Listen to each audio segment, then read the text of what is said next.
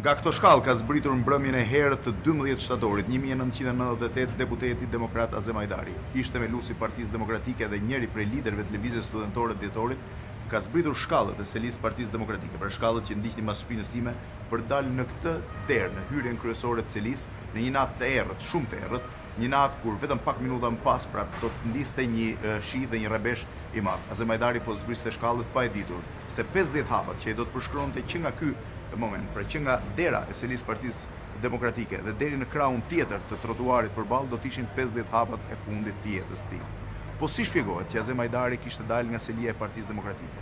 Cili ishte personi që i kishte ftuar? Përse ai u nis në drejtim të panjohur ose në një drejtim nga i cili nuk nisej kurrë, pra në drejtim të kundërt me atë të barkalas nga ku zakonisht zhvendosej? Si shpjegoi që Azem Hajdari lëvizi pa ndihmën e makinës? Dy makina e prisnin gjithmonë të parkuara përpara selisë së Partisë Demokratike për ta shoqëruar gjithmonë. Ndërkohë që dy shoqëruesit e tij ndosin Besnik Qera dhe Zenel Neza, ndoseshin në anën e kundërt, pra në 2-3 kioskat përballë selisë Partisë Demokratike që ishin në atë kohë, nga të cilat në atë kohë ishte vetëm njëra e hapur. Pra si shpjegohet që Azem Hajdari ishte nisur në drejtim të kundërt nga lëvizjet zakonisht në natën e errët të 12 Shtatorit të vitit 1998. Sipas gjitha gjasave, një telefonat e kishte nxjerrë atë nga selia për ta nisur në një drejtim të pacaktuar. Ka dy versione, të cilat hedhin dritë ose tentojnë të hedhin dritë se ç'ka ndodhur. Përse Azem Hajdari ka dalë nga selia e Partisë Demokratike në këmbë, pra pa ndihmën e makinave dhe fillimisht i pa shoqëruar nga rojet. Versioni i parë është një telefonat e një militantit të Partisë Demokratike, i cili informonte që në krahun përballë, pra në krahun përballë selisë së Partisë Demokratike ishte e parkuar një makinë dyshimt me targat Vlorës, një makinë në të cilën dyshonin që mund të kishte një ngarkesë me eksploziv për të hedhur në erë selinë. Kjo telefonat që është mbajtur si pika kryesore e hetimeve të mëpasëm është njëri nga versionet. Versioni i dytë, ndoshta dhe më bindësi, është që Azem Hajdari ka marrë atë natë një telefonat të panjohur që ende nuk dihet, padyshim nga një njeri i besuar i cili e ftonte atë të zhvendosej prej selisë së Partisë Demokratike ku ishte atë moment në drejtimin tjetër, pra në drejtimin përballë ku e priste dikush. Ai ka ecur, sikur se thash, në këto 50 hapa deri në drejtimin përballë për të kaluar rrugën që e ndante nga selia e Partisë Demokratike dhe për të vendosur në krahun përballë, në krahun në vijim të Hotel Drinit, pikërisht në këtë vend ku sot ndodhet memoriali i tij, pra memoriali i Azem Hajdarit. Ai ka ecur, sikur se thash, në këtë drejtim për rreth 2 minuta, i shoqëruar nga dy rojet e tij dhe pikërisht në këtë vend është përballur me makinën me targat Vlorës ku ndodheshin vrasit e tij. Është ky momenti, rreth orës 21:12 të datës 12 Shtator 1998, që Azem Hajdari është përballur me vrasit dhe më pas me breshërinë e armëve të tyre. Kush e vrau Azem Hajdarin, liderin e dhjetorit dhe njërit prej politikanëve më të rëndësishëm në vend? Si shpjegohet që kjo vrasje, që prej 10 vjetësh vazhdon të shqetësoj shoqërinë shqiptare dhe pikpyetjet e saj vazhdojnë të rëndojnë ende, jo vetëm të okupojnë faqet e para të gazetave dhe shumë prej emisioneve televizive, por në misterin e saj. Natyrisht dhe me shumë pikpyetjet që ngre më pas, vazhdon të mbetet një prej ngjarjeve ndoshta më interesante të historisë së shtetit shqiptar. Së bashku me vrasjen ose eliminimin e Mehmet Sheut, vrasja e Azem Hajdarit ishin dy temat që për shumë vite, gjatë kohës që ne kemi punuar në revistën Klan, tërhiqnin vëmendjen dhe shitjen maksimale të kësaj reviste. Pra si shpjegohet, pikërisht me misterin e tyre, si shpjegohet që një deputet i Partisë Demokratike, një deputet i opozitës, njëri prej politikanëve më të rëndësishëm vend, ishte qelluar vetëm pak hapa nga selia e partisë së tij. Ishte vrarë së bashku me njërin prej shoqëruesve të tij, ndërkohë që kishte mbetur mbeti i plagosur rënd shoqëruesi tjetër. Kush e vrau Azem Hajdarin? Natyrisht, kjo pyetje ka marrë një përgjigje tashmë të njohur. Pothuajse të gjitha detajet e atentatit në një mënyrë ose një tjetër janë zbardhur. Ajo që mbetet ende mister është fakti se si shpjegohet që vrasjet e Azem Hajdarit nuk u ndështuan kurrë, si shpjegohet që vrasjet e Azem Hajdarit nuk u arrestuan dhe nuk u pyetën për shumë kohë, përderisa ata u eliminuan. Dhe sot është shumë e vështirë të japësh përgjigje pyetjes pse u vra realisht Azem Hajdari. Kush ishin shtytësit kryesor të vrasjes së tij, jo ekzekutorët, por shtytësit kryesor të vrasjes së tij dhe pse ishte urdhëruar ose pse ishte shtyrë kjo vrasje. Pikërisht për të rikthyer edhe një herë momentet më decisive të kësaj vrasje, duke përballur dëshmitë e shumë personazheve që kanë pasur lidhje direkte dhe indirekte me këtë, ne do të tentojmë të hedhim dritë në këtë emision me logon që siç e keni të afishuar edhe në ekran, kush e vrau Azem Hajdarin. Pra thash, dihen emrat e vrasësve, nuk dihen shumë detajet vrasjes që do vinë për herë të parë në këtë emision, por mbetet mister ende fakti. Kush ishin vrasit e vrasësve të Azem Hajdarit. Gjithsesi, përpara sa të fillojmë këtë emision i cili për rreth 2 orë do t'ju sjell disa nga faktet më interesante të kësaj dite, unë po ju them që emisioni fillon me vrasjen e Azem Hajdarit dhe mbaron me momentin e fundit të homazheve të tij dhe nuk shtyhet më tej me ngjarjet e 14 shtatorit që po ashtu janë shumë interesante në thelbin e tyre, por që janë jashtë këtij emisioni. Rikthehemi tani përpara sa të fillojmë me momentet tragjike të vrasjes dhe me ato që pasuan, si dhe dëshmitë e disa prej personazheve kryesorë të kësaj ngjarje. Le të ndjekim një material të shkurtër përgatitur nga stafi i Misionit Opinion, kush ishte Azem Hajdari dhe cila ishte karriera e tij deri në momentin që breshërit të gjata plumbash ose 15 plumba në trupin e tij i morën jetën. Le ta ndjekim.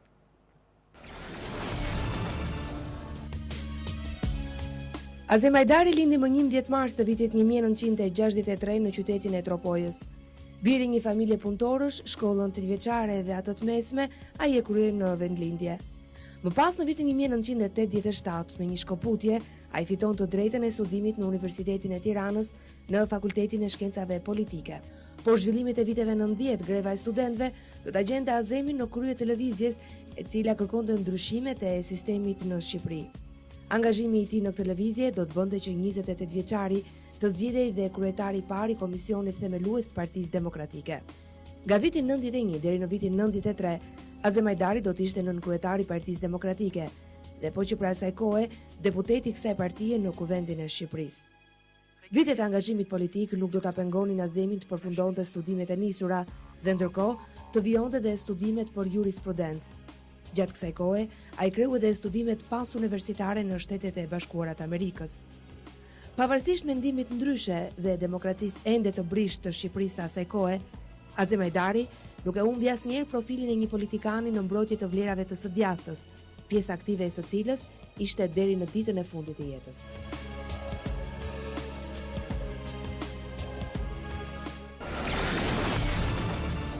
Azem Hajdari e humbi jetën në 12 shtator të vitit 1998 në moshën 35 vjeçare, mbas një karriere thuajse 8 vjeçare politike, një karriere padyshim shumë të rëndësishme për faktin se ai kishte qenë një prej njerëzve kyç ose simbol të transformimit të regjimit ose të ndryshimit të regjimit politik në Shqipëri. Por përpara saj, Azem Hajdari kishte pasur edhe 2 atentate tjera në harkun kohor të një viti, që prej vitit 1997 deri në vitin 1998 jeta e tij kishte qenë të jetë e kërcënuar. Cilit ishin 3 atentatet e para? Le të ndjekim një material në të cilin këto atentate janë rrëfyer nga monumenti i tij. Sipas të dhënave të mëpasme, që padyshim mund të jenë shpeshherë dhe dyshim të Azem Hajdari ka humbur jetën pak momente mbas të shtënave të para. Pra pas momente, mbasi ai ka marrë rreth 15 plumba në trupin e tij nga agresorët që kanë qelluar pikërisht nga ky pozicion. Azem Hajdari ka mbetur i shtrirë këtu duke humbur jetën në të tretin atentat serioz të jetës tij. Dy të mëparshmëve ai kishte arritur t'i mbjetonte. Në Shtator të vitit 1997 ai ishte qelluar në parlament nga Gafur Mazreku, njëri deputet i Partisë Socialiste, partisë kundërshtare, me të cilin ishte përplasur gjatë një seance parlamentare. Mazreku e kishte qelluar atë me 5 plumba në sallën e parlamentit, por Azem Hajdari kishte arritur të mbjetonte dhe mbas një qëndrimi në spital, disa ditor në spital, ishte rikthyer sërish në shtëpi dhe më pas në sallën e parlamentit. Atentati i dytë i takonte po atij viti, 4 qershorit të vitit 1998, kur ai u qellua papushim me shumë breshëri në Tropoj, ndërkohë që së bashku me disa deputet të Partisë Demokratike ishte duke vizituar emigrantët, refugjatët kosovarë që kishin ardhur nga Kosova në Tropoj si pasojë e dhunës serbe. Ishte atentati i dytë, cilit ai arriti të mbjetonte fal aftësisë së shoferit të tij, atentat në cilin mbeti i plagosur gazetari Bardyl Pollo, por që më pas u vendos në një shtëpi në Tropoj nga e cila arriti të dalë i gjallë. Herën e tretë ai nuk mundi të mbjetonte më. Ishte 12 shtator kur Azem Hajdari, sikurse thash një nga emrat më të njohur të politikës shqiptare, deputeti i Partisë Demokratike, themeluesi i kësaj partie, kryetari i parë i saj dhe lideri i lëvizjes studentore të dhjetorit 90, humbi jetën. Po si kishte qenë dita e fundit e jetës së Azem Hajdarit? Sipas dëshmive të bashkëshortit të tij Fatmirës, ai kishte dalë atë mëngjes disi i qeshur, më i qetë, kishte kërkuar të vishte një kostum dhe një kravat për të nisur në një prej mitingjeve të Partisë Demokratike në qytetin e Fierit. Ishte koha kur 6 ish drejtues të shtetit shqiptar të kohës Partisë Demokratike ishin arrestuar duke u akuzuar për ngjarjet e vitit 1997 dhe për krime kundër njerëzimit, dhe Partia Demokratike, pra opozita shqiptare saj kohë, kishte ndërmarrë një fushat të jashtëzakonshme mitingjesh familjesh në Tiranë dhe në rrethe në mbrojtje të tyre. Azem Hajdari kishte dalë nga shtëpia me një kostum gri mëngjesin e 12 shtatorit, mbasi kishte përqafuar gruan e tij, bashkëshorten e tij 7 muajshe shtatzan, Fatmirën. Ishte larguar në drejtim të Fierit, ku kishte zhvilluar një miting, kishte ndaluar përkohësisht në Lushnjë dhe në mbrëmjen rreth orës 7 të mbrëmjes, 7:30 të mbrëmjes së 12 shtatorit ishte vendosur selinë e Partisë Demokratike në Tiranë. Në këtë moment bashkëshortja i kishte telefonuar, ndoshta e shqetësuar dhe pak e izoluar në shtëpi nga shtatzania e rënduar 7 mujore, i kishte telefonuar dhe i kishte kërkuar të pini kafe. Ja si kujton Fatmira Hajdari kafen e fundit të jetës saj me bashkëshortin me cilin kishte 2 fëmijë, një të tretë tashmë në bark dhe shumë vite jetë bashkëshortore. Atë natë nuk e haroj kur, e kam akoma të parafytyruar, e kam marrë në telefon që erdha para PD-s me 2 fëmijët, edhe kam të parafytyruar trupin e tij. Së bashku me fëmijët? Vetëm me 2 fëmijët, me Kirin dhe Rudin. Dhe kur del Azemi që zbret shkallët me atë shpejtësinë e vet nga PD-ja, me një kostum gri dhe një këmishë boqelle ka qenë atë natë, edhe vjen na përqafo, më puth mua, puth edhe 2 fëmijët. Gjë që nuk parandodhte shpesh.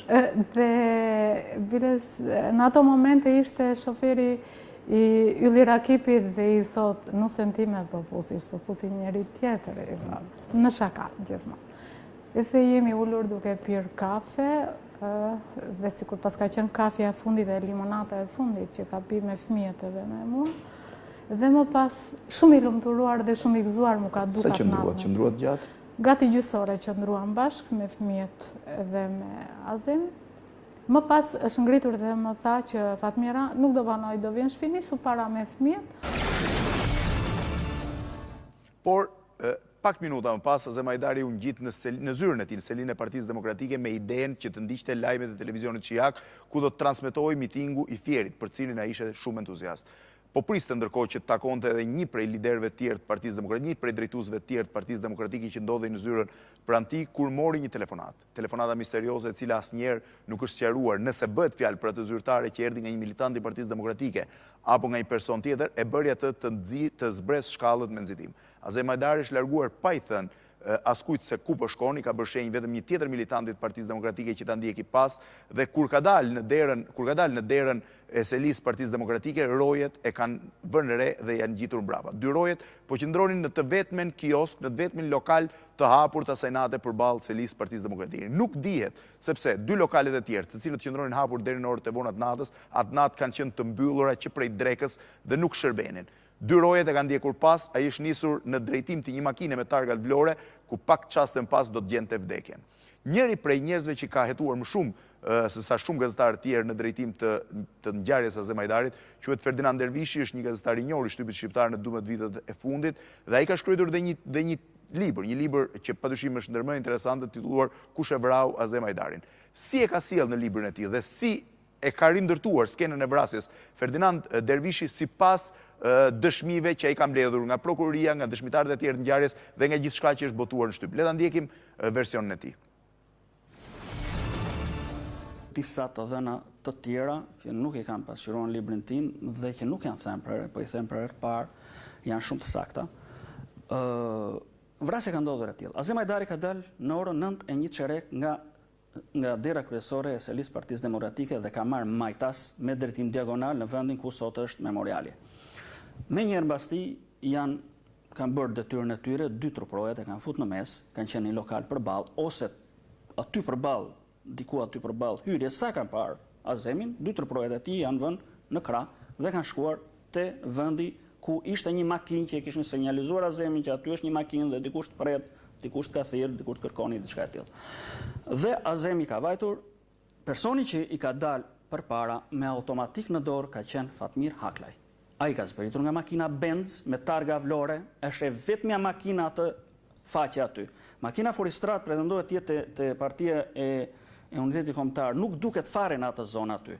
Një makinë tjetër më e padukshme është furgoni policisë trupojës që është më lart në drejtim të partizanit pa njohur. Pra ajo ka qenë makina e vetme në atë vend. Ka vajtur dhe përpara i ka dalë Fatmir Haklaj. Në këtë moment, kur ka parë automatikun e Fatmir Haklajt në dorë, Besim Çerja ja ka kapur armën. me frikë, sepse ky me këtë armë që doli me armë nuk ka dalë për të biseduar, ka dalë për të bërë në një gjë më shumë se sa bisedimi. Në këtë moment që i kapet arma Fatmir Haklajt, i bllokohet fizikisht, del Fatmir, ky Jaho Mulesmani, nga ana tjetër e makinës, nga vendi i pasagjerit, dhe i afrohet Besim Qeres dhe me një pistolet 9 mm, që i bie tjetë bereta, e ka qelluar me puqitje në tëmth, duke i nxjerr jashtë loje trurin. Dhe një tru i nxjerr jashtë loje, njihet dhe nga shkencëtarët, domethënë atë komandën e fundit që ka realizuar e mban, dhe ai Qerja, dhe pse i vdekur fizikisht, e vazhdonte ta mbante ato automatik të bllokuar. Në këtë moment realizohet qitje e pavullnetshme e këtij automatiku nga Fatmir Haklaj. 3 plumbat e parë kapin Zenel Nezën në krah. Plumbat janë 1 cm larg njëri tjetrit, që tregon shkrenjën e pavullnetshme të armës. Vetëm një shkrejë e pavullnetshme e armës mund të bëjë 3 vrima plumbi afër një 1 cm njëra tjetrës. Dhe Zeneli për pak e ka humb krahun, duke qenë se ishte një plagë shumë e madhe nga këto 3 plumbat. Po kështu, Naim Çangu, personi i tretë që ishte në të njëjtën makinë, kishte dalë ndërkohë, sepse aty po realizoi një farsherri, si thua, një automatik që ishte kapur, një rëmuj që po bëj, ka dalë ndërkohë dhe është afruar te grupi. 3 plumba të tjerë, po me qitje pranë njëri tjetrit. Vrimat janë mbi rripin e mezit të Naim Çangut, 3 plumba, pra që tregon dhe këtu një shkrejë të pa kontrolluar të armës së Fatmir Haklajt. Pra i vrau shokën e vet. Në këtë moment mendohet që është liruar nga Besimi në një formë në një tjetër, sepse Besimi ka dhe 2 plumba të tjerë në trup përveç atij që e kishte vdekur. Dhe është qelluar mbi Azem. Pra Azemi është ekzekutori i fundit, është vrari i fundit. Truprohet e tij bën sa mundën për ta ruajtur. Ai Besim Qerja është një hero sepse ai e ka ruajt, si thua, edhe pse ka qenë i vdekur, ka vazhduar ta ruaj. Dhe është vrari i fundit. Azemi ka 15 plumba në trup. Ky Besim Qerja ka 3 plumba, një është ajo me fuqitje Jaho Salit, dhe Zeneli ka ato 3 plumba që e shpëtuan sepse s'mori tjetër, si duket ai është rrëzuar nga gjakderdhi apo këtë, dhe ai shpëtoi. Pak a shumë kjo është skena e ngjarjes. Më mbrapa, në vend ngjarje ka mbetur një pistolet zastava me silenciator, që mendohet të jetë e Azemit ose e shoqëruesve të Azemit, dhe një automatik Kalashnikov që mendohet të jetë i Naim Çangut, të dyja të papërdorura. Aty kanë mbetur shumë gëzhoja kallashi që i bie të kallashit të Fatmir Haklajt dhe dy mos gaboj gëzhoja të pistoletes 9 mm. Gazetari Ferdinand Dervishi në bashkëpunim me stafin teknik të televizionit Klan kanë tentuar të risjellin të animuar skenën e vrasjes. Pra është një skenë në cilën e kanë rindërtuar vetë gazetari sipas të dhënave që ai ka. Le ta ndjekim. Ky është një rindërtim i animuar i vrasjes Azem Hajdarit. Azem Hajdari ka dalë nga hyrja kryesore e selisë Partisë Demokratike dhe është nisur në të majtë të selisë, aty ku i kishin thënë se ishte një makinë ku e prisnin disa persona. Pasi del nga selia, Azemi rrethohet nga 2 truprohet e tij që mendohet në të majtë ka qenë Besim Qerja dhe në të djathtë Zenel Neza. Të 3 së bashku këta janë afruar trotuarit aty ku sot ndodhet memoriali, dhe në takim ka vajtur në fillim Fatmir Haklaj që ka dalë nga makina, nga vendi i shoferit, dhe më tej është afruar në të djathtë të Fatmirit Jaho Sali dhe në të majtë Naim Çangu. Në këtë moment Besim Qerja ka bllokuar armën e Fatmir Haklajt. Pra Fatmir Haklaj ka qenë me një kallash në dorë, ja ka bllokuar armën duke ja kapur me 2 duart. Mendohet që drejtimi i tytës së armës ka qenë nga krahu i djathtë në të majtë. Pra tyta e armës ka shikuar nga Zeneli dhe nga Naim Çangu. Në këtë moment, duke parë se shokut vet i bllokohet arma, Jaho Sali qëllon me pistolet me fuqitje në kokë Besim Qerjen. Duke qenë se Besim Qerja është i vdekur pas asaj goditje në kokë, ai vazhdon ta mbaj të bllokuar armën e Fatmirit, Kalashnikovin. Në këtë moment mendohet se është realizuar një qitje e pavullnetshme e këtij automatiku dhe plumbat kanë kapur në krah Zenel Nezën. Njëkohësisht, duke vazhduar të qellojë në mënyrë të pakontrolluar, Kalashnikovit ka qelluar edhe Naim Çangun diku mbi rripin e mezit, po përsëri me qitje të pakontrolluar. Në këtë moment i gjallë ose i parëzuar në tokë ka mbetur vetëm Azem Hajdari. Sipas hetimit të prokurorisë, mendohet që në këtë moment është goditur Azemi dhe plumbi i parë e ka përshkruar në dorë. Pra, katë ngjarja i ka ngritur dorën instinktivisht, siç mbrohet njeriu instinktivisht nga një goditje, po në këtë kohë në goditjet kanë qenë me plumba dhe e kanë përshkruar dhe ka vdekur.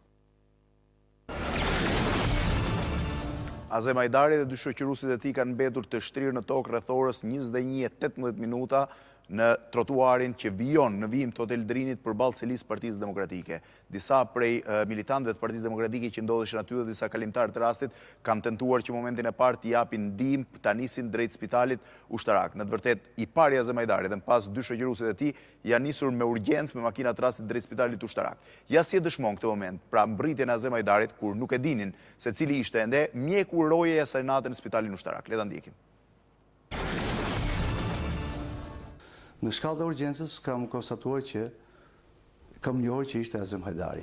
Kishte një grumull njerëzish që e shoqëronin.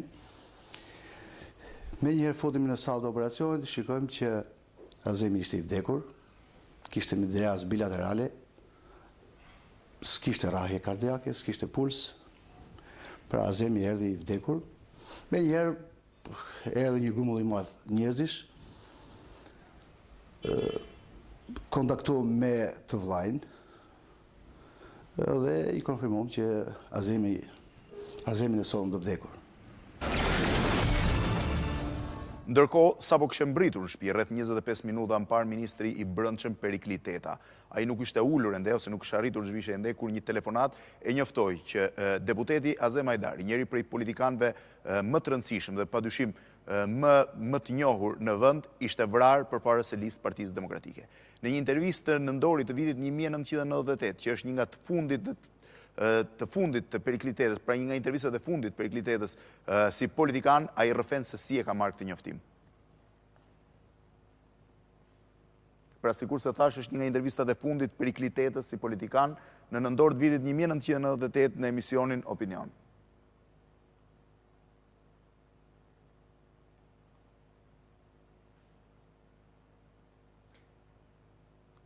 Me sa duket nuk është ende gati, intervista ka një histori mjaft interesante, sepse në atë kohë duhet jepej në televizionin publik shqiptar, por nuk u lejua t'jepej dhe vetëm 2 javë më pas Perikli Teta erdhi ta jepte atë në televizionin Klan, ku emisioni ishte transferuar nga televizioni publik shqiptar. Është intervista e parë që ai jep mbas vdekjes së Azem Hajdarit dhe ndoshta një prej të fundme të tij si politikan. Le ta ndjekim. Dhe rreth orës 9:20 jam njoftuar që para selis, afër selis të Partisë Demokratike, deputetit Azem Hajdari është bërë atentat, është qelluar dhe është qelluar bashkë me 2 shoqëruesit e tjerë. Dhe është dërguar në spitalin ushtarak. Ju thash që po nisem për në zyrë dhe të më sqaroj spitali ushtarak gjendjen e tij reale. Rrugës pa mbritur në zyrë, më thanë që deputeti Hajdari vdiq, gjithashtu shoqëruesi i tij dhe shoqëruesi tjetër është në gjendje të rëndë, po pa rrezik për jetën. Me të shkuar në zyrë, gjeta dhe ekipin, shtabin tim të atjeshëm, biseduam për këtë ngjarje, për të marrjen e masave të nevojshme. U lidha me kryeministrin, më dha dhe ai porositë për forcimin e gatishmërisë, për forcimin e kontrollit për kapjen, nëse mundej, të autorëve të krimit, dhe një sër porosisht që jepen në këto rrethana. Pas kësaj u lidha me Partinë Demokratike,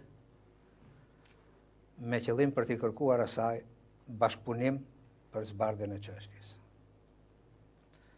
Më doli në telefon një grua që dhe sot nuk e kam sqaruar, cila është me një fjalor tepër të ashpër më mbylli telefonin. Megjithatë, vazhdova punën me njerëzit e mi.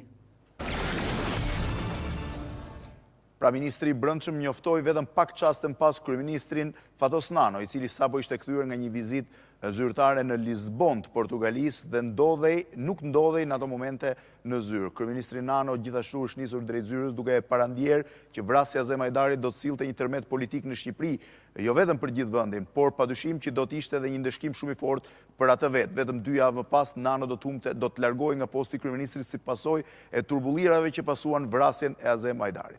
Po cili ishte reagimi i policisë? Përse policia nuk arriti t'i kapte vrasit të cilët, emrat e cilëve ishin deklaruar vetëm 30 minuta më pas nga Partia Demokratike. Ja si e rrëfen reagimin e parë të policisë në intervistën e tij të vitit 1998, ministri i Brendshëm i atij momenti Perikli Teta. Sqaruam situatën, si ndodhi, me aq sa mundëm të sqaronim, dhe paraprakisht kishim vetëm këto të dhëna. Që një punonjës policie i komisariatit nr. 1, pranë kinema Partizanit, njoftoi qendrën operative se ka dëgjuar të shtëna rreth selisë Partisë Demokratike. Patrulla vajti menjëherë në vendin e ngjarjes dhe pa 3 persona të shtrirë. Njëri prej cilëve ishte deputeti Hajdari. Pa një automatik Kalashnikov aty afër, një pistolet, 2 krëra dhe një sasi gzhojash.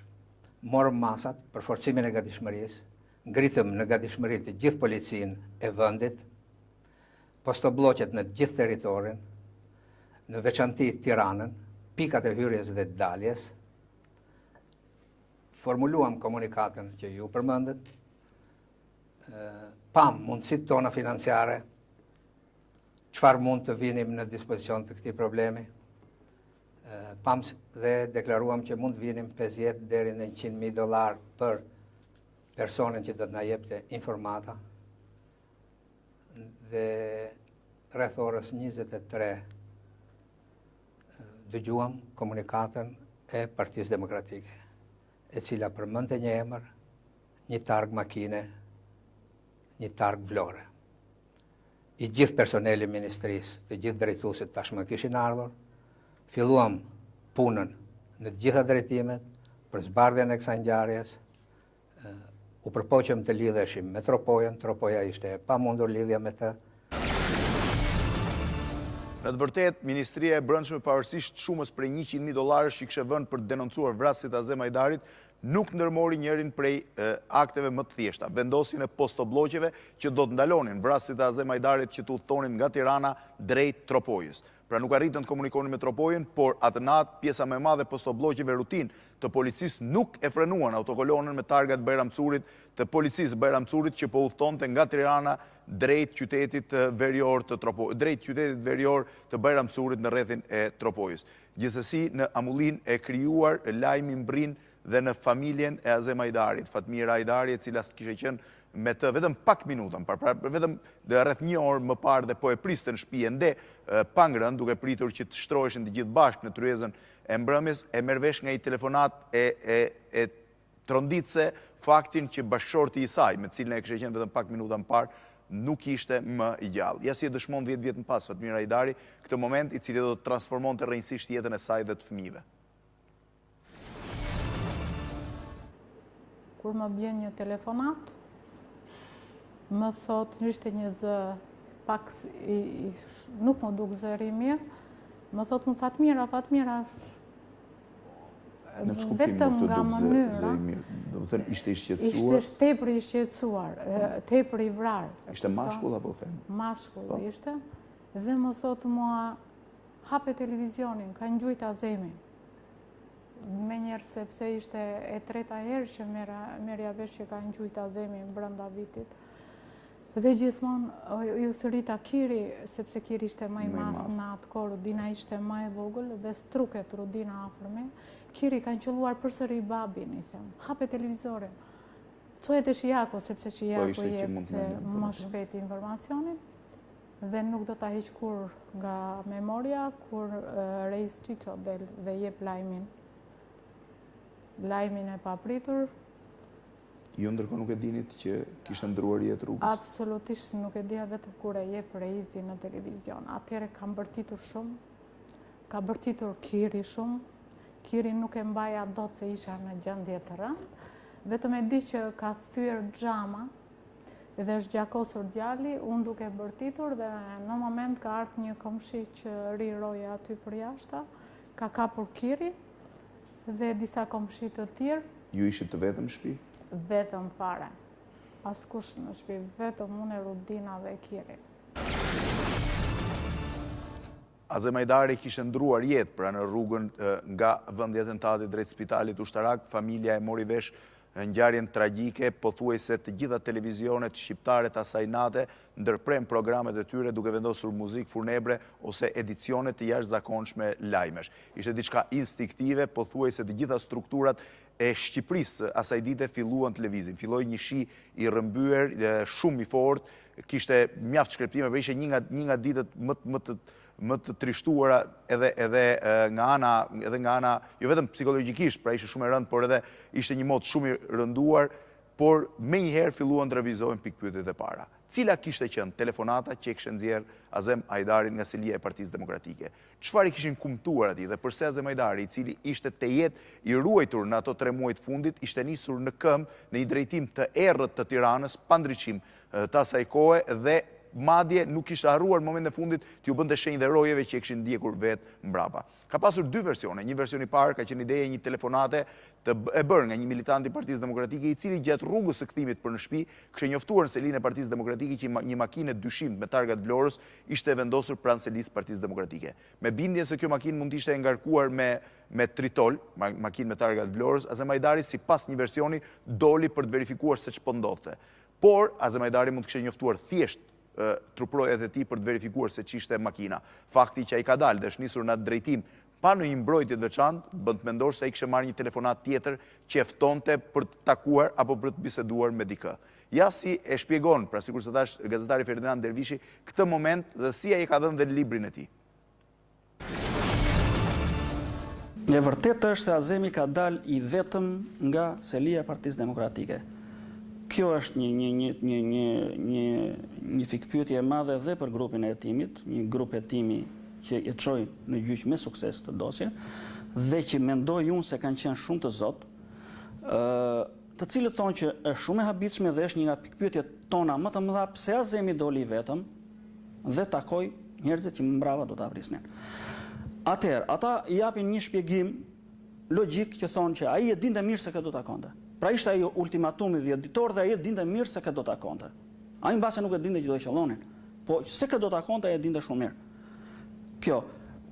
Ndërsa të hidhemi te momenti se kush e lajmëroi atë njeri, për herë të parë po ju them që bija ajo alibia e celularit, bija ajo alibia e telefonatës me celular, sepse teknologjia moderne ka bërë të sajnë, janë parë tabulatet e Azem Hajdarit asaj kohe. Ky është një informacion që po themi për herë të parë. Pra, vrasja ka ndodhur në 9:01 mbasdite dhe telefoni i Azem Hajdarit nuk ka marrë telefonata që nga ora 8:01.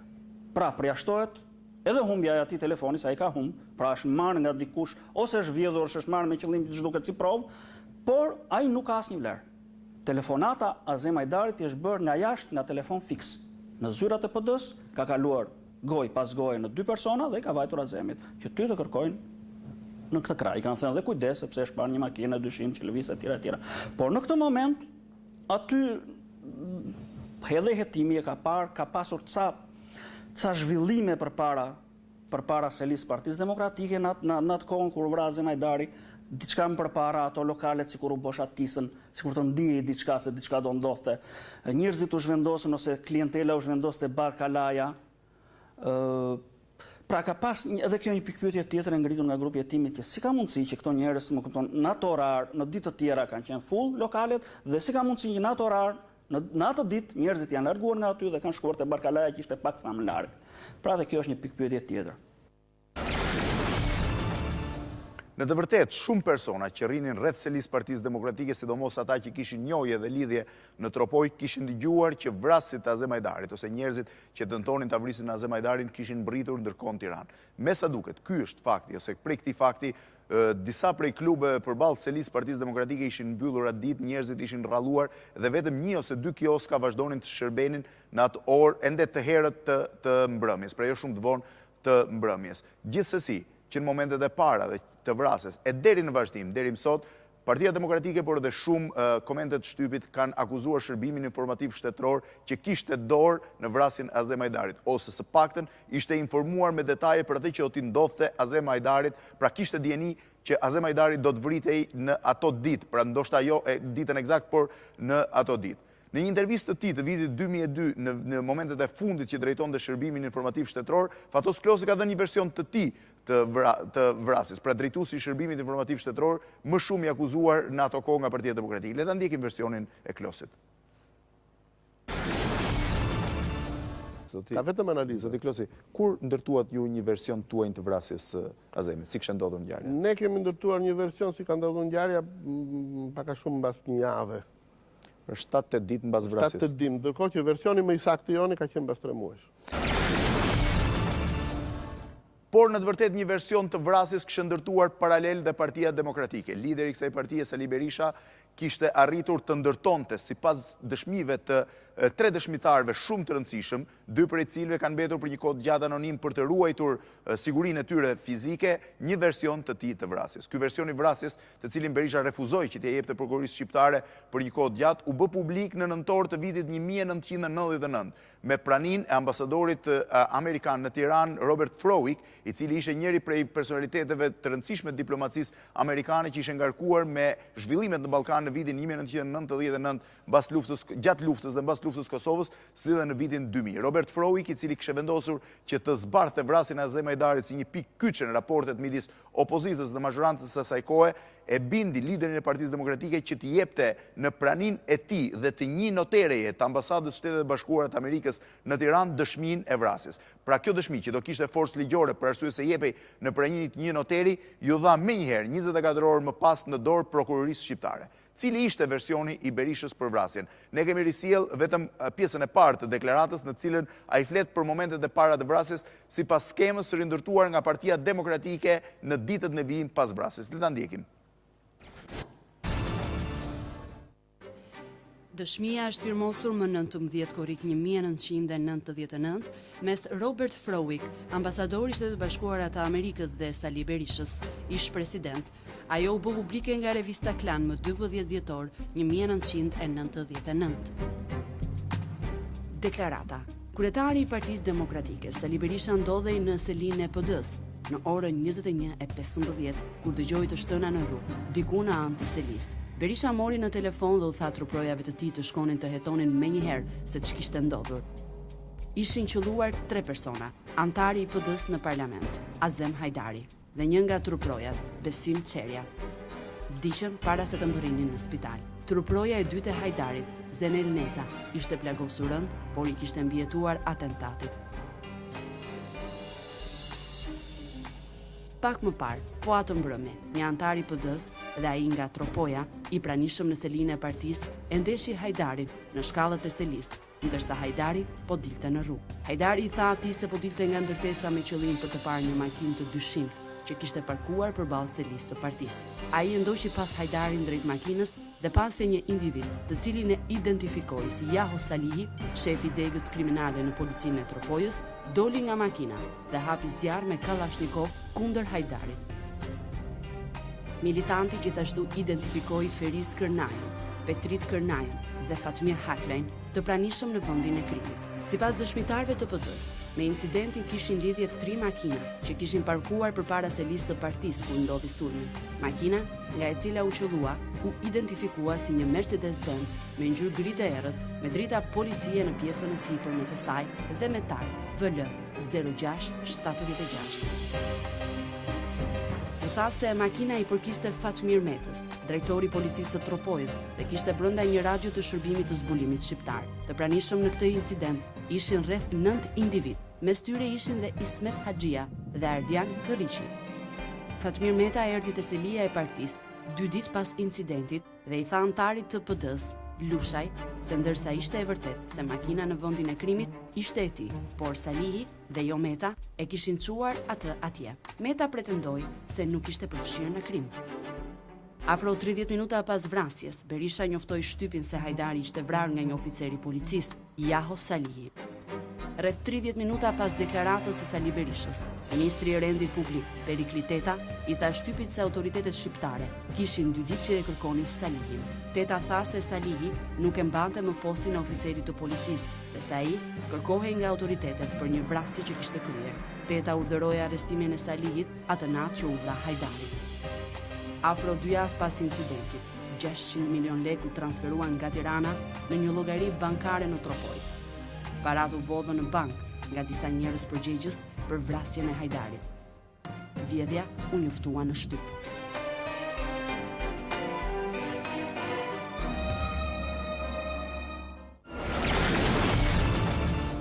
Pra kjo ishte një pjesë e dëshmisë, vetëm një pjesë e një deklarate prej 4 faqesh, në cilën përmbledhej dëshmia e kryetarit Partisë Demokratike dhe ish presidentit vendit Sali Berisha për ambasadorin Robert Froik, ambasadorin e Shtetit Bashkuar në Tiranë, i cili tentoi deri momentin e fundit të zbardhte vrasjen e Azem Hajdarit. Ishte ende e herët për arsye se vrasit kryesor ti ishin të gjallë, vetëm pak muaj më pas ata do të zhdukeshin nga skena duke u eliminuar njëri mbas tjetrit, duke u eliminuar në rrethana misterioze njëri pas tjetrit. Pothuajse nga të gjithë ata që përmenden në deklarat, vetëm 2 janë ende gjallë dhe vuajnë dënimin në burgjet shqiptare. Përpara se të vijoj më pas, përpara se të rrëfej se si ishte organizuar plani për vrasjen e Azem Hajdarit, në një dëshmi të gazetarit Ferdinand Dervishi, i cili ka zbardhur këtë moment, kalojmë pak sekonda në spotet publicitare dhe rikthehemi sërish në transmetim. Jemi rikthyer sërish në transmetim në këtë emision titulluar Kush e vrau Azem Hajdarin, dhe cilat ishin shkaqet e vrasjes tij. Kemi folur deri tani mbi momentin e vrasjes së Azem Hajdarit për të ngritur në këtë pjesë tjetër pikpyetjet mbi vrasjen e tij. Si u organizua vrasja e Azem Hajdarit? Sa persona morën pjesë në hartimin e planit për vrasjen e tij dhe cilët ishin ata? Gazetari Ferdinand Dervishi, që sikur se tash ka botuar një libër mjaft interesant për vrasjen e Azem Hajdarit, sidomos për kronologjinë e vrasjes, e dëshmon kështu momentin e fundit, pra ditën e fundit dhe planin e vrasësve për ekzekutimin e liderit të PD-s. Tani eksaktësisht nuk mund të themi se kur ka filluar të ndërtohet në mendjen e personit caktuar një mendim për të bërë një goditje kaq të madhe, që ne mund ta themi me 2 fjalë që është ngjarja më e madhe kriminale e pas viteve 90. Pra nuk dihet se kur kjo lind si ide. Dihet se ka pas një ultimatum, thua i ardhur në Tiranë me anë të Muharrem Aklajt, që është babai i vëllezërve Aklaj, të implikuar gjithësisht në këtë histori, dhe të akuzuar për vrasjen e Azem Hajdarit dhe të provuar si vrasës të Azem Hajdarit, i cili ka ardhur 10 ditë para vrasjes në Tiranë me një qëllim të caktuar që të takonte Azem Hajdarin.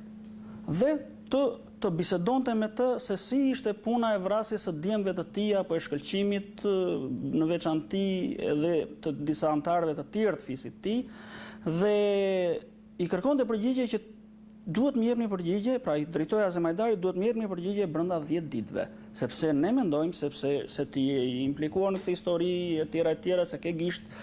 Dhe gjithë kjo bisedë pastaj me dëshirën e Azem Hajdarit regjistrohet, një kopje u jepet atyre, pretendohet që Azem Hajdari e ka larguar nga vetja një përgjegjësi që s'ka mund lidhje me këtë histori e tjera mund të kenë persona të tjerë, gjithsesi kjo nuk dihet saktësisht si kanë shkuar ngjarjet, po ky ka qenë një ultimatum. Pra, para 10 ditësh në Tiranë ka mbritur Muharrem Aklaj me një ultimatum. Dhe mbas 10 ditësh vinë në Tiranë njerëzit për të vrarë Azem Hajdarin.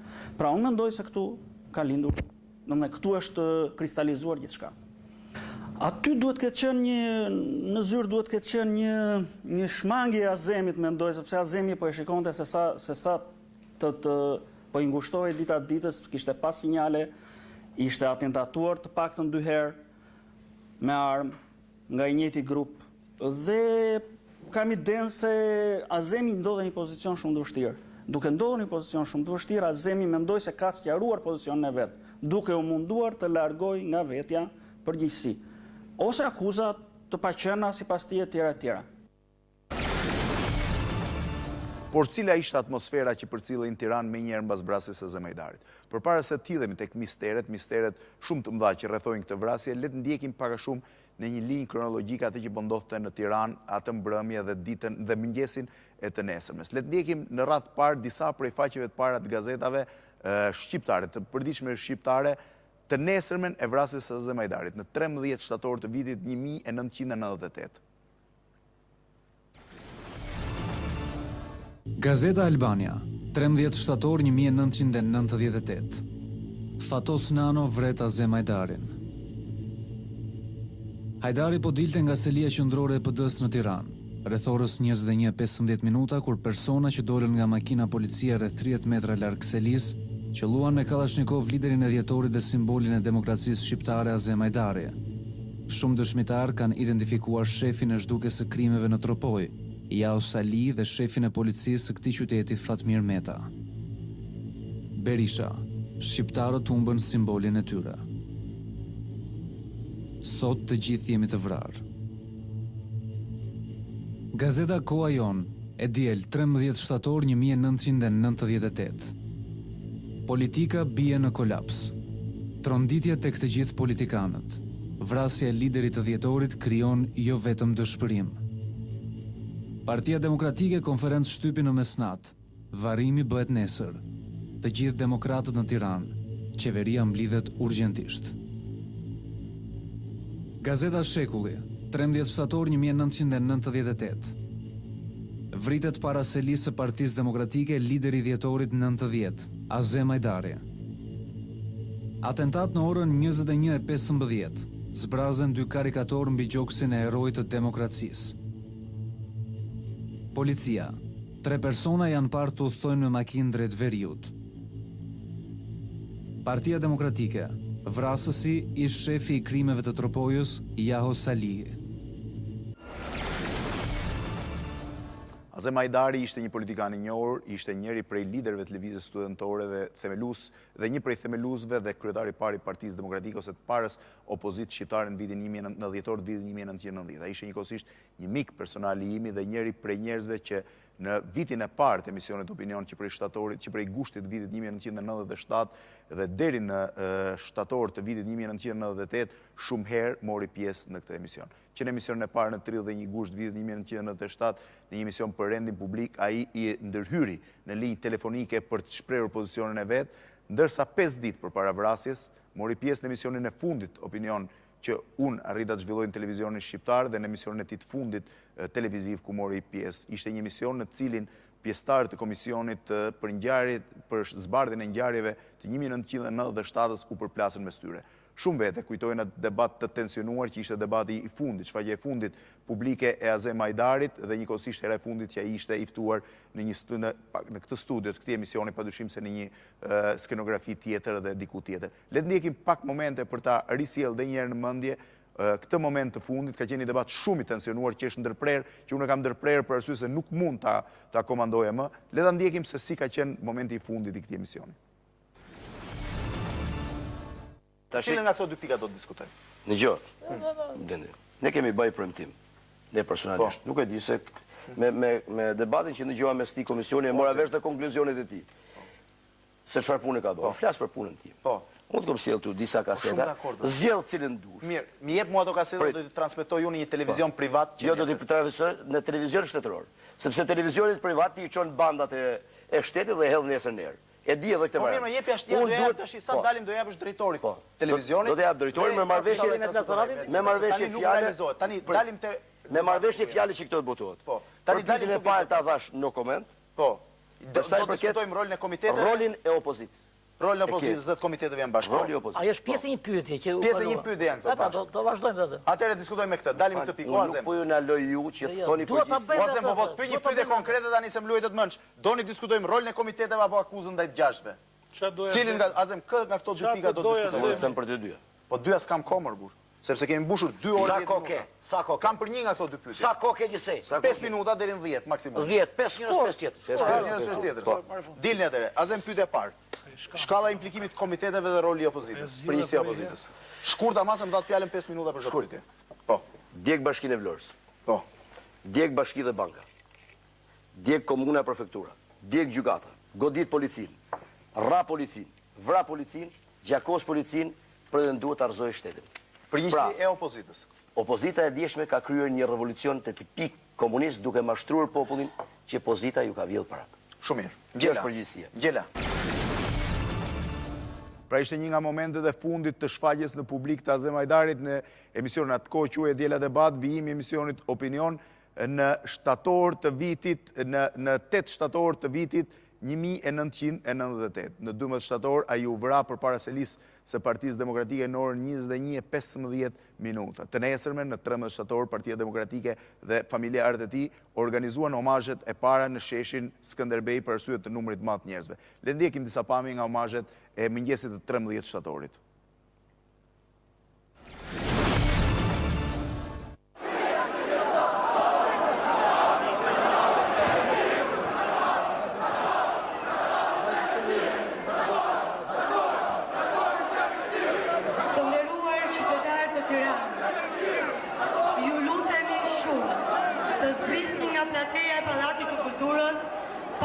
Tani do të filloj ceremonia zyrtare mortore për 3 heronjë tanë.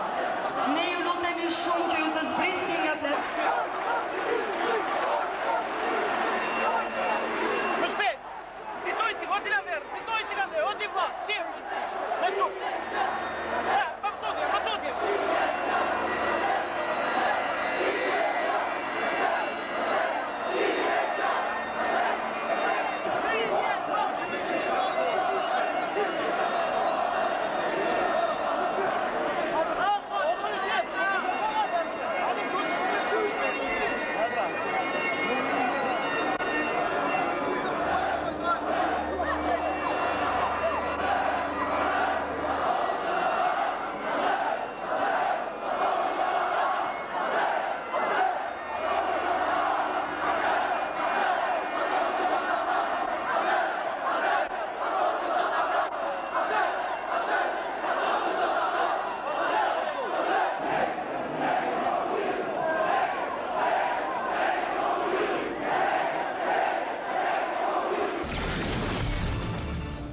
Në të vërtet janë omazhet e datës 14 shtator në mëngjes përpara varrimit, disa qindra mijë qytetarë të ardhur nga të gjithë vendi kanë bllokuar sheshin Skënderbej në pothuajse në të gjithë shtrirjen e tij për të marrë pjesë në varrimin e Azem Hajdarit. Ceremonia varrimit do të kishte 2 fjalime, një politik dhe një njerëzor, do ta quaja familjar, ai i kryetarit Partisë Demokratike që bajti fjalimin politik për vdekjen, për vrasjen e Azem Hajdarit dhe fjalimi i djalit 14 vjeçar Kirit, i cili foli në emër të familjes. Le të ndjekim fillimisht fjalimin e liderit të Partisë Demokratike të asaj kohe, kryetarit të Partisë Demokratike të asaj kohe, Sali Berisha, në mëngjesin, pra në varrimin e Azem Hajdarit. Azem Hajdari ishte i ri, vetëm 35 vjeç, por i mjaftoi jeta e tij relativisht të shkurtër, të thurte pjesën e vetë në ëndrrën më të bukur të kombit, në ëndrrën më të bukur të njerëzimit. Ai diti dhe mundi të çelte rrugën që tonë në përmbushje e kësaj ëndre për vete dhe për të tjerë. Ne dhe brezat që do vim jemi sot e do t'i jemi ati, por jetë mirënjohës. Ne dhe brezat që vim do të krenojmi për jetë me veprën e ti, me trimërin e ti, me virtutin e ti. Rruga e Azem Hajdarit ishte rruga e lirisë, ishte rruga e demokracisë, ishte rruga e dignitetit kombëtar. Vepra e Azem Hajdarit është prania juaj sot këtu vendosmëria juaj, por të mos lejuar që rruga e qenur prej tij të mbyllet edhe njëherë për Shqipërinë. Ne të gjithë së bashku nuk do të lejojmë që ëndra e madhe e Azem Hajdarit, ëndra e madhe e rinisë shqiptare të kputet në mes. Ëndra e Azem Hajdarit ishte dhe mbetet ideali më i lartë për shqiptarët kudo që janë.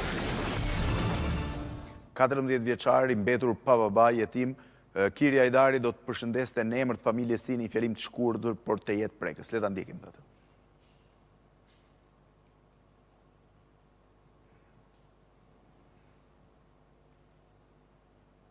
Besoj që duhet jetë gati, është një fjalim i mëngjesit 14 shtatorit vitit 1998, pak minuta përpara sa kortezhit të dërgonte arkivolin e Azem Hajdarit dhe shoqëruesit i tij besimqerës në varrezat e kombinatit.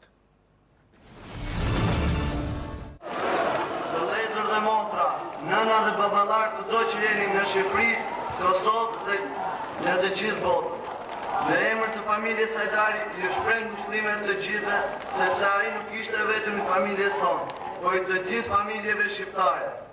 Babai im ka vdekur, po idealet e tij do të realizohen së bashku me ndihmën e Zotit.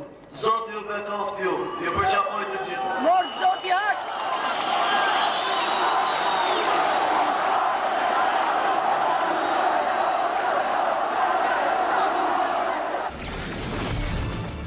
Azem Hajdari do të përcillej pak momente më vonë në Varrezat e Sharës për t'i dhënë fund një jetë 35 vjeçare, por edhe një aktiviteti dëndur politik thuajse 8 vjeçar, që fillonte në dhjetor të vitit 1990 dhe që u ndërprej në 12 shtator të vitit 1998, një aktivitet në cilin ai kishte qenë deputet në të gjitha legjislaturat e Kuvendit të Shqipërisë dhe ishte shënjuar si një prej politikanëve më të rëndësishëm vend. Figurë kontradiktore me shumë dashamirës dhe shumë kundërshtar, një figurë shumë e komentuar, shumë njerëz që e quanin atë një hero dhe shumë tjerë që e kritikonin ashpër. Gjithsesi, ai mbetet një nga njerëzit që ka lënë gjurmën e tij të fortë në historinë pluraliste të Shqipërisë, pra në historinë e Shqipërisë pas vitit 1990. Po cilat janë misteret e vrasjes së Azem Hajdarit, cilat janë pikpyetjet më të mëdha që ngrihen dhe që duket se nuk kanë marrë përgjigje as nga hetimi i prokurorisë dhe as nga vendimi i gjykatës që dënoi ata që kishin mbetur gjallë nga vrasjet e tij. Le të ndjekim njërin mbas tjetrës misteret e vrasjes së Azem Hajdarit. Vrasja e Hajdarit ka pasur më shumë se sa një mister, që as prokuroria, as njerëzit e tij të afërt, as gazetarët dhe as ata që e kanë hetuar nuk i kanë dhënë dot përgjigje. Kush e nxori në prit Azem Hajdarin? Kush i telefonoi dhe cila që e biseda mes tyre? Kjo pyetje nuk ka marrë kur një përgjigje të saktë dhe padyshim që është kyçi në zbardhjen e misterit të vrasjes së tij. Ato ditë, Hajdari ishte tejet i kujdesshëm. Ai lëvizte me një makinë të lartë, i shoqëruar nga truproja, dhe qëndronte shumë rrallë në ambiente publike. Si shpjegohet që atë ditë ai doli nga selia e PD natën, eci në një drejtim të kundërt me atë që lëvizte zakonisht, drejt Barkalas, dhe mbi të gjitha nuk mori makinën. Nëse Azemi do ishte njoftuar për një makinë me eksploziv pranë PD, ai mund të dërgonte rojet e tij, po jo të nisej vetë. S'ka asnjë dyshim se Hajdari ka marrë një telefonat nga një person që i besonte dhe atij është premtuar me gjas një takim sqarues. Kush është duku telefonit celular të Azem Hajdarit? Si shpjegohet që në momentin pas vrasjes, Azemit nuk u gjen telefoni që kishte në dorë? Si shpjegohet që tabulatat e tij në AMC nuk ekzistonin dhe ato momente nuk ishte regjistruar asgjë? Përse vrasësit e Hajdarit nuk u ndaluan kurrë? Si shpjegohet që vrasësit e Hajdarit, të denoncuar 30 minuta më pas nga kryetari i PD, Berisha, dhe më pas një deklaratë të opozitës, nuk u ndalën kurrë? Si shpjegohet që vrasësit ikën nga Tirana në Tropoj, disa orë rrugë dhe afro 300 kilometra, pas një ndalim? Si shpjegohet që Ministria e Brendshme nuk nxori postbllogje për ndalimin e tyre? Si shpjegohet që ajo nuk kërkoi arrestimin e Jahu Salit, për të cilin nxori edhe mandat arresti, e më pas e anulloi atë? Si shpjegohet alibia falso e Jahu Salit? Jahu Sali nxori dëshmitar më 1998 se kishte qenë në shtëpi, në Tropoj atë ditë. Këtë e vërtetoi dhe i dërguari i qeverisë atje. 3 vjet më pas, Sali pranoi se kishte qenë në vendin e krimit. Përse nuk u dënua askush për dëshmi të rrem? Si shpjegohet që Fatmira dhe Jahu Sali nuk u arrestuan dhe as u pyetën kur ishin të arrestuar, por u lanë të lirë, që Haklaj të vriten në rrethana misterioze, vetëm pak ditë më pas, e ndërsa Mul Osmani shpëtoi nga vdekja me një plagosje të rëndë. Kush i vrau vrasësit e Azem Hajdarit? Si shpjegohet që personat të akuzuar për vrasjen e Hajdarit u vranë të gjithë, njëri pas tjetrit, në më pak se një vit? Kush e vrau Fatmir Haklajn, Feris Kërnajën, Halil Haklajn, Elez Haklajn, në vende të ndryshme dhe situata të ndryshme, dhe përse asnjë prej tyre nuk doli përpara drejtësisë?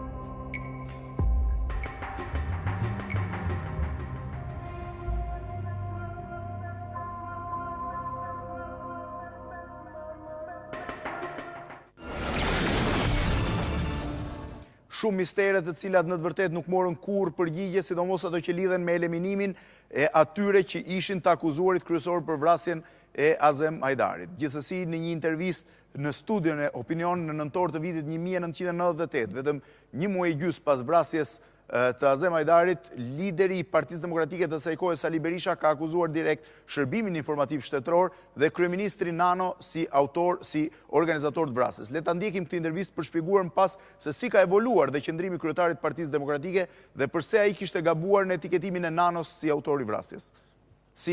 Organizator. Shefi i Shërbimit Informativ Kombëtar ka kryer vepra para të paligjshme të lidhura direkt në vrasjen. Dhe cilat janë këto?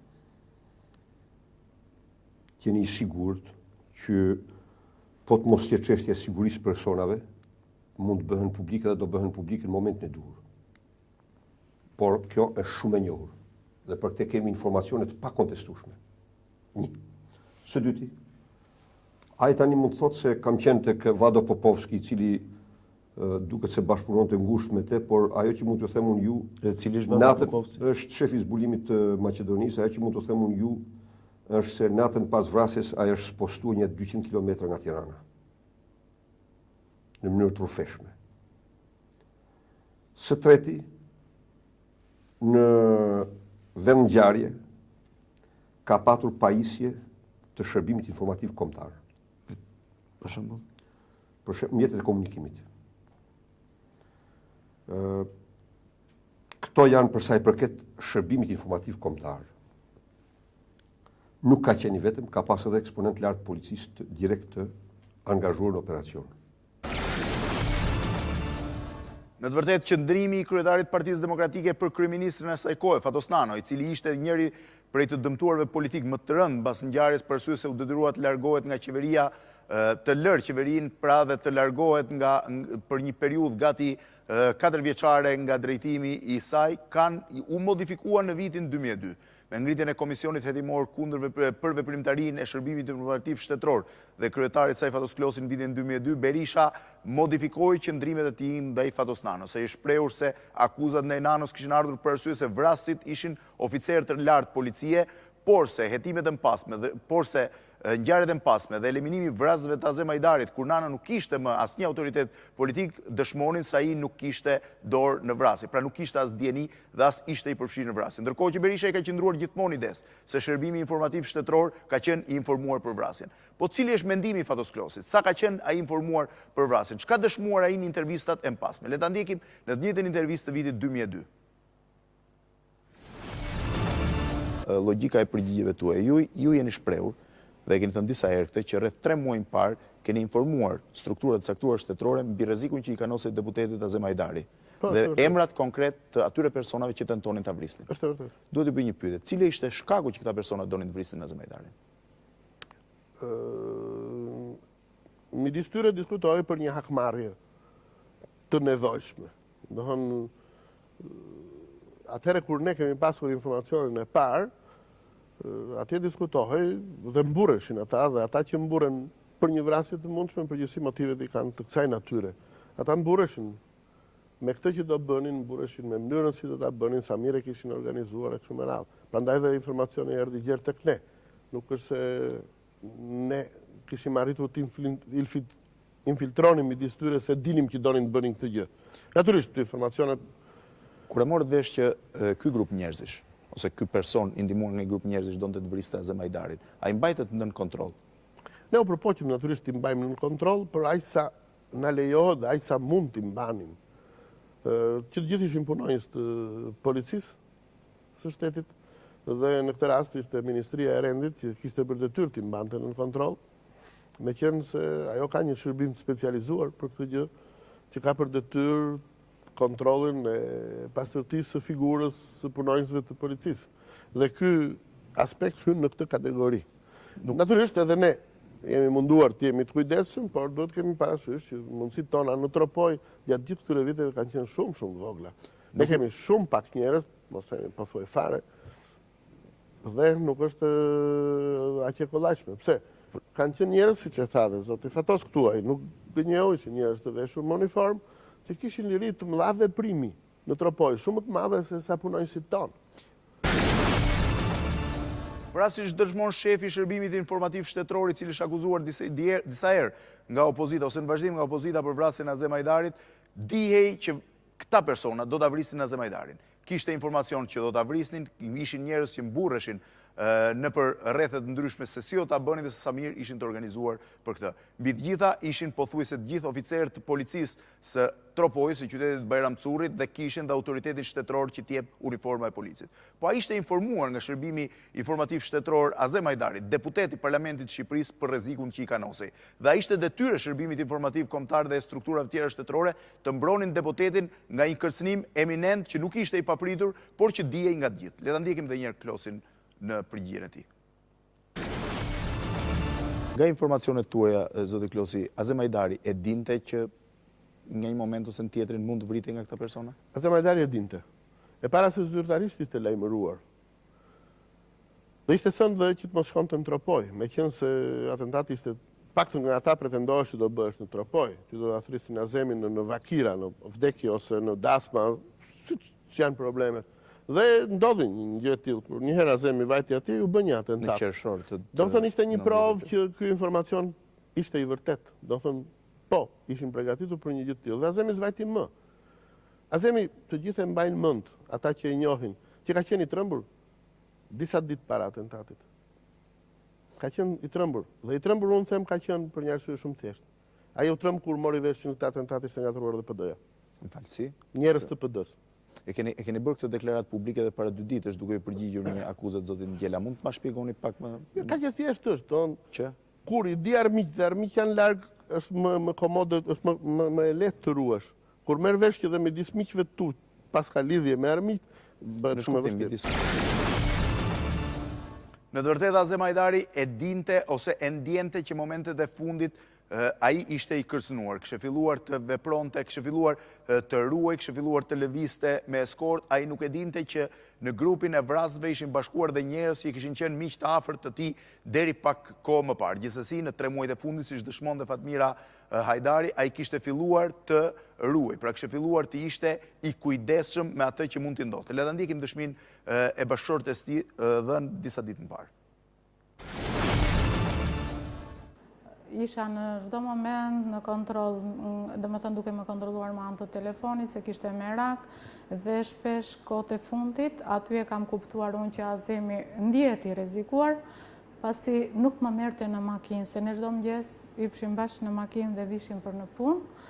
Dhe ai kohët e fundit më thoshte Fatmira do ikëm para dhe më pas do vi makina të marrin ty, sepse në atë kohë punosha në Ministrinë e Drejtësisë, nëse ju kujtohet, dhe të dy e kishim, ai punonte kishte zyrën tek zyrat e parlamentit, unë e kisha te Ministria e Drejtësisë këtej, dhe pothuajse ballë për ballë i kishim zyrat me njëri tjetrin.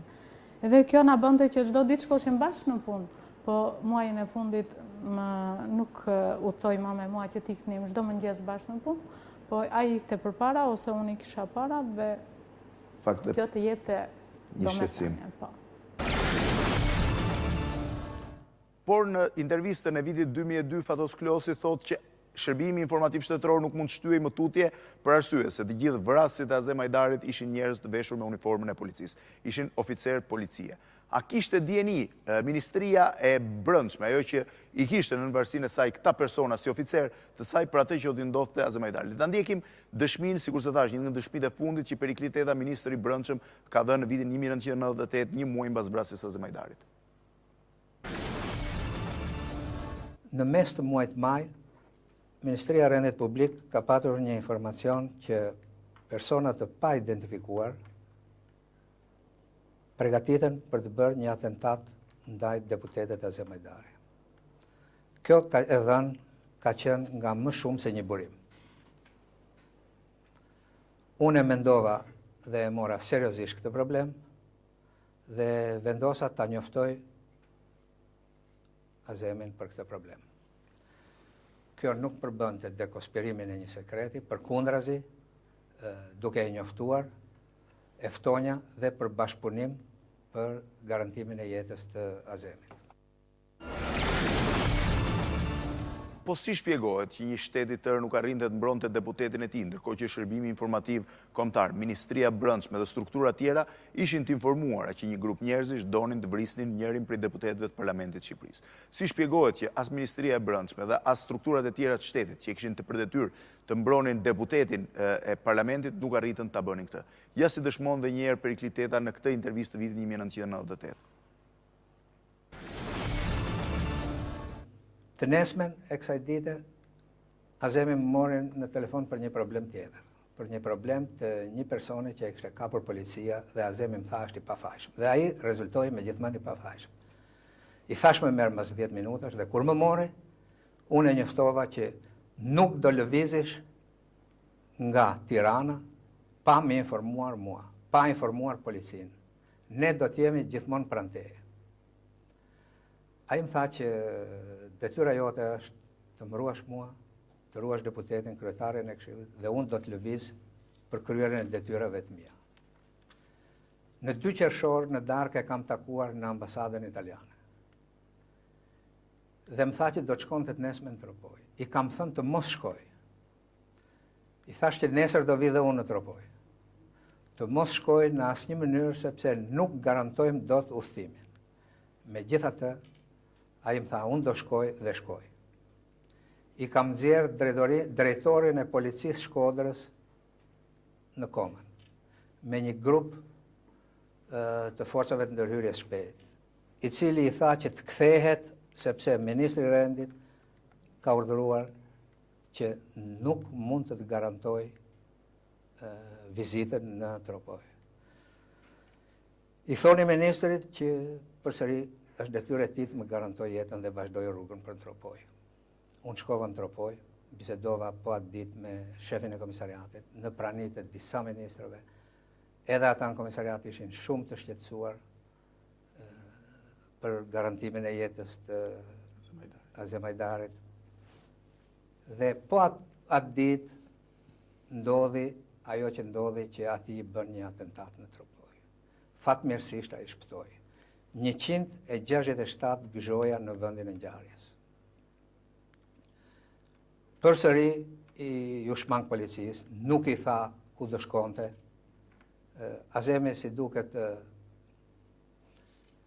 nuk kishte besim ke policia dhe këtë ma shprente gjithmonë. Nga atentatet ndoshta dhe nga peripecitë që kishte kaluar, e konsideronte frikën tashmë të tejkaluar dhe ne nuk mundëm ta mbrojmë, nuk mund t'ja garantojmë jetën, sepse edhe atë ditë ne për shumë orë në Tropoj nuk morëm vesh ku i. Në të vërtet, hetimet e mpasme e vërtetuan dyshimin dhe frikën e Azem Hajdarit. Ai kishte frikë nga policia dhe nuk i jepte vendodhjen e tij për arsye se vrasësit e tij ishin oficerë të policisë së Tropojës, ndoshta dhe më gjerë. Ishin njerëzit e veshur me uniformë dhe me autoritetin për ta ruajtur deputetin e Parlamentit të Shqipërisë. Po si vazhduan më pas hetimit dhe pse nuk arritën të zbardhen kurrë? Përpara se të hyjmë në këtë pjesë të fundit, le të ndjekim edhe një herë spotet publicitare dhe rikthehemi sërish në transmetim. Jemi rikthyer sërish në transmetim në këtë emision të fokusuar tek vrasja e Azem Hajdarit, një prej ngjarjeve më misterioze dhe më të rënda në historinë pluraliste, ose postkomuniste të Shqipërisë, por dhe një nga ngjarjet më të rënda në historinë 90 e ca vjeçare të shtetit shqiptar. Një histori e cila në të vërtetë megjithëse është zbardhur në ngjarjen e saj ka mbetur mister shumë prej shkaqeve dhe sidomos fakti që shumë prej pothuajse pjesa më e madhe e vrasësve të Azem Hajdarit nuk dolën kurrë përpara drejtësisë, pavarësisht se njiheshin, pavarësisht se diheshin kush ishin, por u eliminuan brenda një viti njëri pas tjetrit. Një mister që ka pasuar vrasjen e deputetit demokrat. Po si shpjegohet që vrasjet e Azem Hajdarit megjithëse deklaruar vetëm 30 minuta pas nga Partia Demokratike, megjithëse të botuar, siç e pam në të gjitha faqet e shtypit që në datën 13 shtator, pra një ditë më pas nuk u arrestuan, as nga Ministria e Brendshme, as atë ditë, as të nesërmen, as në muajin në vazhdim, as mbas 2 muajsh, as më pas. Ata u lanë të eliminohen njëri pas tjetrit në rrethana krejtësisht misterioze. Ja si e shpjegon Ferdinand Dervishi, gazetari që ka bërë librin Kush e vrau Azem Hajdarin, këtë moment misterioz të kësaj ngjarje. Mosndalimi i vrasësve fillon që ditën e atentatit, që natën e atentatit. Ato ishin para përgatitur se si do bënin vrasjen dhe se si do të rrishin nga vendngjarja. Ato i kanë ndihmuar shumë pajisja se kanë qenë vetë pjesëtar të policisë shtetit dhe njëkohësisht kanë qenë të pajisur me uniforma përkatëse dhe me makina përkatëse. Pra, janë futur si policë në Tiranë dhe kanë dalë si policë në Tirana. Ky ishte një mas që ata e kishin marrë. Më kujtoj tani të bëj një paralelizëm me këtë ngjarjen e Xhevdet Mustafës. Unë i kam bërë një intervistë një polici që u mor peng dhe tha ato ishin budallëj, tha. Ato kishin 3 policë të vrarë, po të kishin marrë uniformat e këtyre 3 policëve që në divjak e kishin vrarë në rrotën për 2 orë. Më kupton? Pra, ato ishin përgatitur që t'i dilnin, pra ta bënin vrasjen e Azemit dhe t'iknin, vazhdojnë rrugën. Ata janë ndaluar vetëm në mat, mos gaboj nga policia mati, kanë thënë jemi të policisë, jemi rastisht, është net dhe kanë ikë. Edhe sepse posblloki janë ngritur, po si kanë ndaluar. Perikli Teta në atë kohë ka pas sa më del mua, ka pas një rol pozitiv në këtë ngjarje. Pra, ato ishin përgatit të dilnin nga Tirana me uniforma policie, i kishin marrë gjitha masat, Tirana akoma ishte në rrëmuj, policia ishte akoma e dobët, strukturat e shtetit ishin akoma e dobëta, e tjera. Plus mos të futim pastaj në rolin e shërbimit sekret, që ka qenë negativ për mua, në rolin e një sektori të prokurisë përgjithshme që ka qenë shumë negativ për mua, e tjera. Por këto shfaqen më vonë. Pra kur flasim për hetim, janë ngritur disa grupe hetimor, kanë dështuar, derisa vjen pra ngjarja kap një mbështetje politike nga Ilir Meta, mos gaboj, dhe i jepet një mbështetje një grupi hetimor të ri. Ky grup hetimor të ri u përforcua me prokuror të huaj, që të ishte sa më larg pa anësis në hetimin e kësaj vrasje. Në të vërtet duket po kaq e çuditshme pista e hetimit dhe mënyrës se u hetua, ndërkohë që vrasësit diheshin, ndërkohë që vrasësit ishin deklaruar, ndërkohë që shërbimi informativ shtetëror kishte listën e tyre të plotë dhe siç dëshmon përpara vrasjes i kishte vënë atë në dispozicion. Ndërkohë që Ministria e Brendshme e dinte se kush ishin personat që do ta vrisin Azem Hajdarin, fillon një hetim i gjatë që nuk çon kërkun. Një hetim në të cilin përfshihen më pas dhe 2 specialistë huaj që largohen për arsye se hetimi i tyre dekonspirohej, e para dhe e dyta asnjë prej faktorëve nuk ndëshkohej. Le të ndjekim një intervistë të tetorit vitit 1998, vetëm një muaj mbas vrasjes së Azem Hajdarit, në të cilën prokurori i përgjithshëm i asaj kohe, Pjetër Arbnorin, tregon se ç'po ndodhte me hetimet. Hetimet për atë çështje kanë filluar më njëherë mbas ngjarjes. 15 minuta mbas ngjarjes, grupi hetimor ka qenë në vendin e ngjarjes. Është bërë mundur të fiksohen ato prova që aty janë gjetur, prova materiale. Dhe më pas për shkak të asaj fortune që nisi diçka mbas vrasjes, puna është lënë për të nesmen, është shkuar përsëri të nesmen atje. Janë gjetur ato që mund të gjendeshin. Dhe më pas është proceduar me tentativa për të kthyer kufomat. Për fat keq, prokurorët nuk janë lënë për të kthyer kufomat, nuk janë lejuar mjekët ligjor për të bërë aktin mjekët ligjor dhe në gjithë përpjekjet e tyre familjarët e viktimeve kanë patur arsyet e tyre ndoshta. Dhe nuk janë lejuar. Më pas janë bërë ekspertimet e armëve që janë gjetur në vendin e ngjarjes dhe nisur nga cilësitë e jashtme të plagës është konstatuar që nuk janë këto armë të cilat është shtirë. Duhet të jenë armë të tjera. Është bërë mundur të pyeten dëshmitar dhe persona që prokuroria dhe policia ka gjykuar se duhen të pyeten.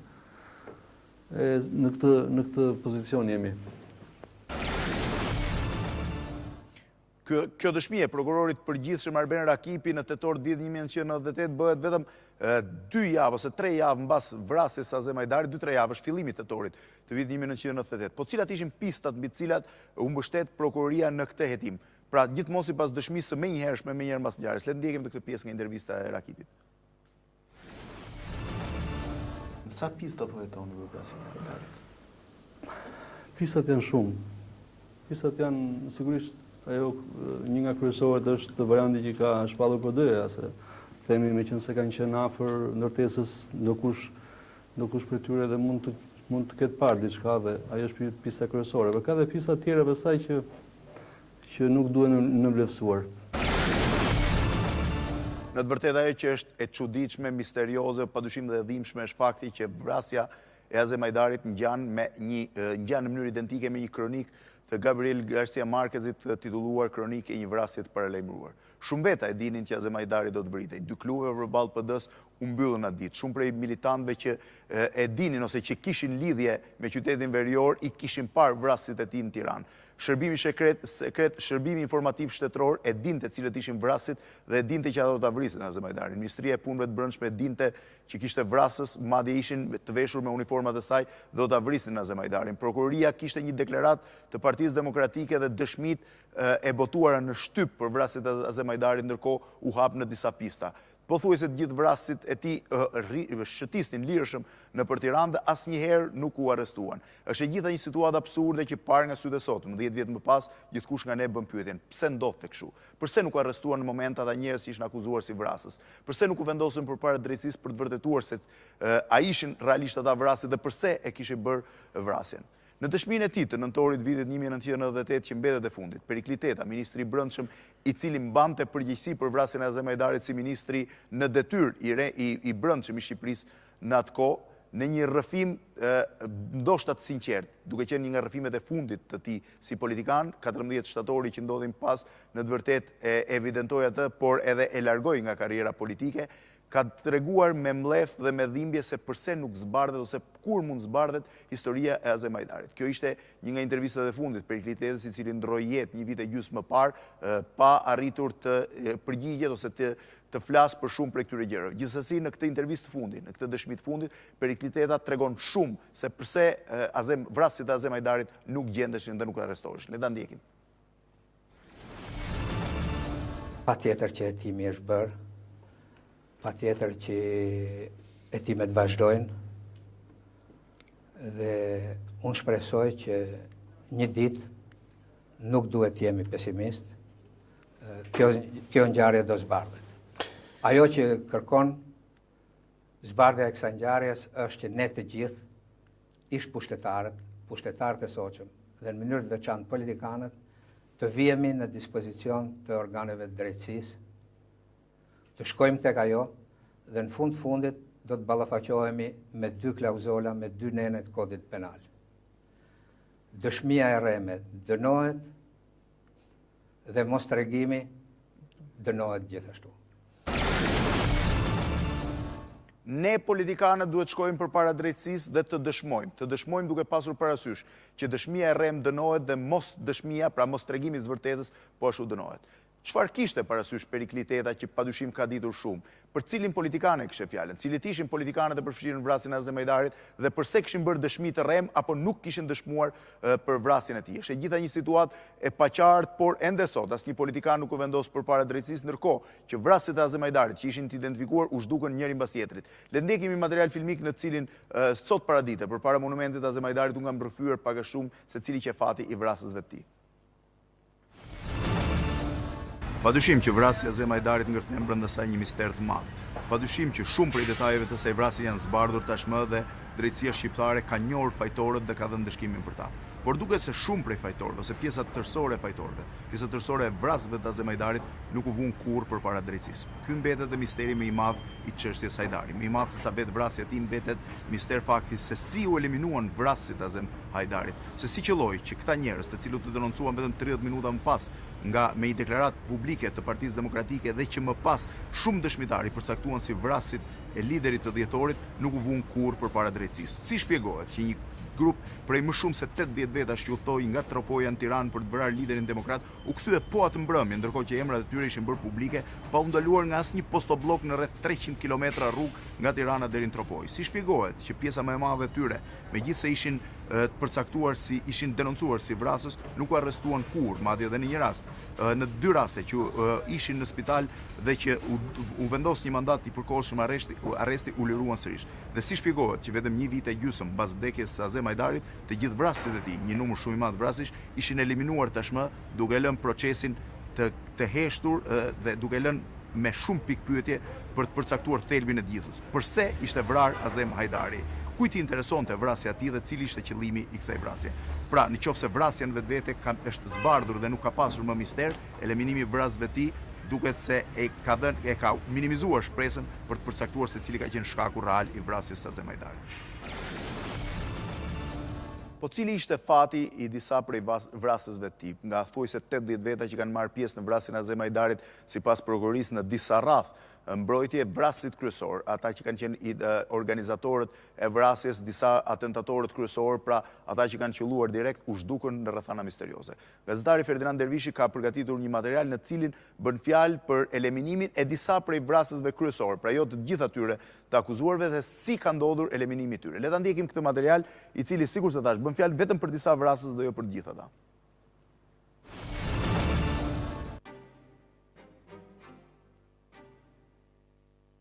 Fatmir Haklaj, shef i komisariatit të Tropojës në vitin 1997, i akuzuar për disa vrasje, për fshirë atë të deputetit Azem Hajdari më 12 shtator 1998. Fatmir Haklaj, personi më i akuzuar dhe i kërkuar, vijoi punës si oficer policie. Ai u arrestua vetëm 3 ditë, ndërkohë që ndodhi në spitalin e Burgut në Tiranë. Ai u la i lirë në shtator 1999, duke lënë si garanci pasurore kullën e tij në Kërnaj dhe u vra në një prit në Bujan të Tropojës më 4 nëntor 1999. Jaho Sali, shefi policisë së rendit të Tropojës, i akuzuar nga PD dhe prokuroria e gjykata si një nga vrasësit e deputetit Azem Hajdari. Nuk u arrestua asnjëherë nga policia pas akuzave të 12 shtatorit. Përfshirë edhe momenti kur ishte i plagosur rënd në spitalin e Tropojës, pas pritës ku vdiq Fatmir Haklaj. U arrestua në Bajramsur më 6 maj 2001. Thuhet se arrestimi i tij ishte më shumë një dorëzim për t'i shpëtuar vrasjes së sigurt. Në qershor 2000 ishte vrarë i ati në një fryt. Salih Mulosmani, punonjës i shërbimit sekret në Tropojë. Naim Çangu, banor në Nikël të Krujës, u vra natën e 12 shtatorit nga grykat e armëve të atentatorëve të Hajdarit në mënyrë aksidentale. Feris Kërnaja, i akuzuar si një ndër vrasësit e Azem Hajdarit. Ishte i dënuar për vrasje në vitin 1991, kishte dalë nga Burgu më 1997 dhe ishte bërë oficer policie. Nuk u arrestua kur, u vra në një prit me mina në gusht të vitit 1999 në Tropojë. Halil Haklaj, i akuzuar si pjesëmarrës në vrasjen e Hajdarit, nuk u arrestua asnjëherë. U vra në një prit me mina të telekomanduara bashkë me Feris Kërnaja në gusht të vitit 1999. Pra si që shihni shumë e vështirë t'i japësh përgjigje një seri e pikpyetjesh, jo ato që lidhen direkt me vrasjen e Azem Hajdarit, e cila me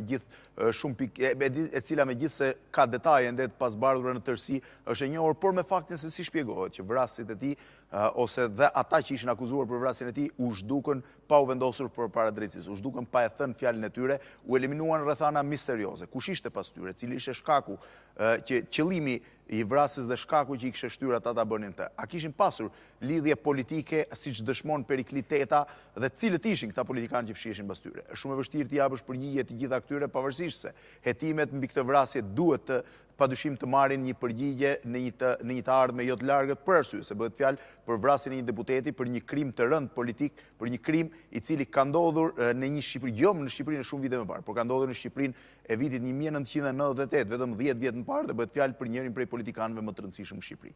Meqense vazhdimi i historisë vrasjes së Azem Hajdarit është i vështirë në limitin kohor të rreth 1 orë 35 minuta, unë do doja ta mbyllja me 2 kronika. Kronika e parë është një kronikë e shkruar prej meje në vitin 2003 në momentin që ishim duke organizuar një emision përkujtimor, pra një emision për ngjarjet e dhjetorit vitit 1990. Është një impresion personal i imi për Azem Hajdarin, njërin prej miqve të mi, njërin prej bashkëstudentëve të vitit 1990, me cilin pavarësisht uljeve dhe ngritjeve në shumë vite, pavarësisht kontradiktave në disa raste dhe miqësisë në shumë raste tjera, vijojnë për cilin, pavarësisht kontradiktave dhe uljeve dhe ngritjeve në momentet e sektura, vijojnë të kem respektin e njërit për atyre njerëzve i cili më ka impresionuar thellë mëngjesin e 9 dhjetorit vit 1990 në demonstratën e studentëve.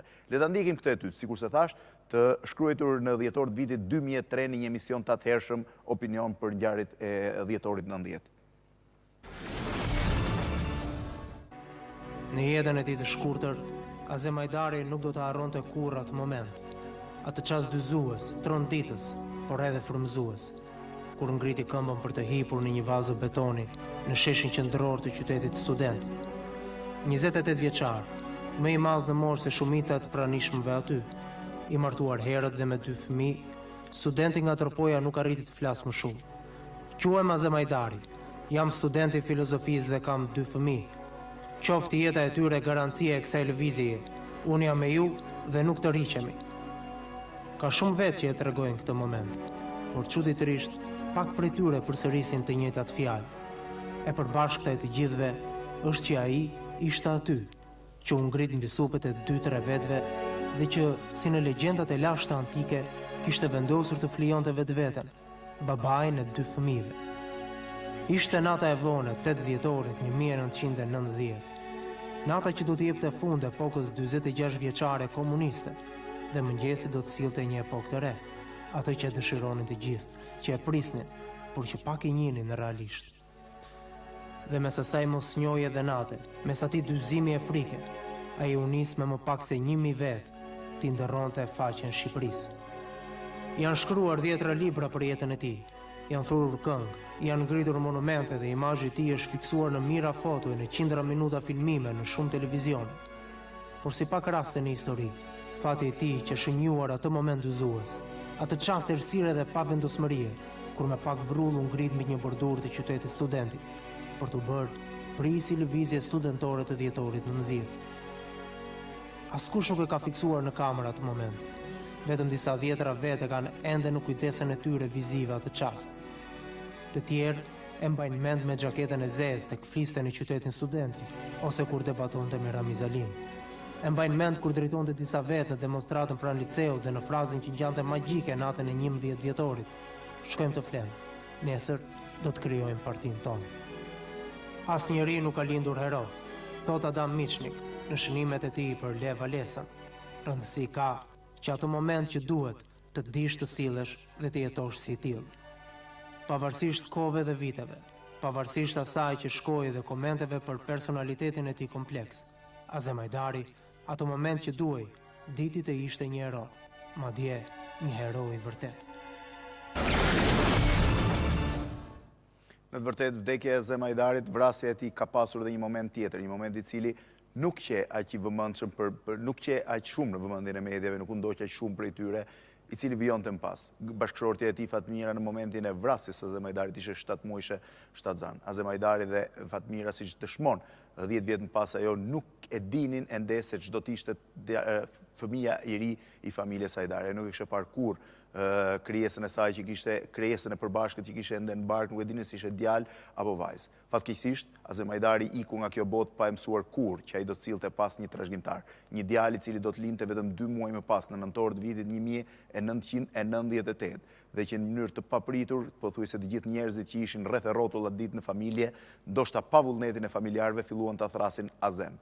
Azemi i vogël, pra që lindi 2 muaj mbas vdekjes së teatrit, ndërkohë që, sikur se thash, bashkëshortja ishte shtatzan në atë kohë, është tashmë 10 vjeç. Quhet Azem Hajdari. Ka emrin e njërit prej herojve të dhjetorit të 1990-s, njërit prej politikanëve më të rëndësishëm të Shqipërisë të viteve 90-98, dhe vijon shkollën si çdo fëmijë i cili është ende 10 vjeçar, por që di shumë gjëra për babain e tij, e di që është i biri i një heroi i cili është vrarë në rrethana të panjohura dhe të paqarta 10 vjet më parë.